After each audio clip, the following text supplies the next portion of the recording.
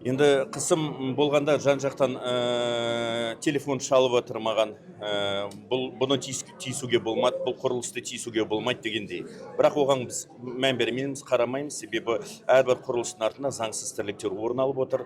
Мысалы айталық, Алматы қаласының бір 12 жер учаскінің артында үлкен бұрынғы ұлттық банктың төрағасы, қаржы полициясының төрағасы, сол сияқты мынау Казкоммерцбанктың басшыларының бұрынғы жерлері бар. Аттарын атай аласыз, кімдер? Енді оны мен тиісті анау кезінде 2022 жылы мынау алдын ала ескерткем.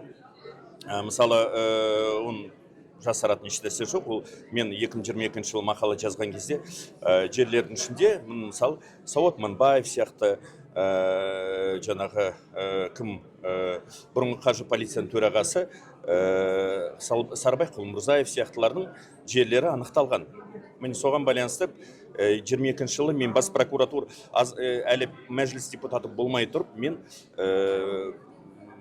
жаңағы заңгер ретінде осыны зерттеп, парламент мәжілісінің депутаты Азат Перуашев депутаттық сауал жасап, бас прокуратура тиісті тапсырма берді.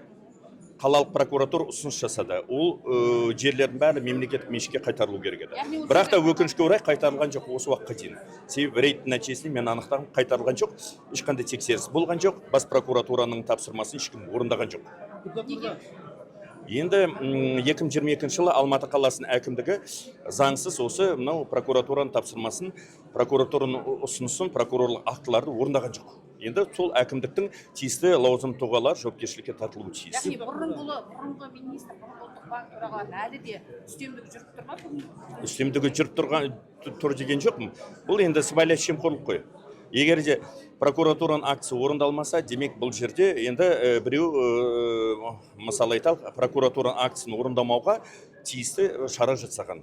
Яғни мынау жер меншік иелері мен мынау мемлекеттік органдардың арасындағы енді байланыс. Осыны біз тиісті прокурорлық тексеріспен тексеруіміз керекпіз. Назарбаев әулетінің көшені жауып тастап жерді иемденіп алғандығы туралы қозғалды. Осы мәселені толыққандай Мен арызды дайындадым. Ол Динара Кулебаеваның иелігіндегі жер.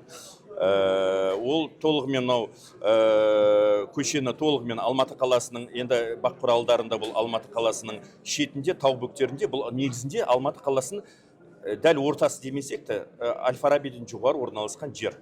Ол көшені алып алған. Яғни жер кодексінің 26 бабын қатаң түрде бұзып, көшені жаулап алған. Сондықтан да бұл факті бойынша ол көшені жеке меншікке құқығына беру фактісі бойынша, заңсыз рәсімдеу, мемлекеттік тіркеу фактісі бойынша тексеріс ашылады.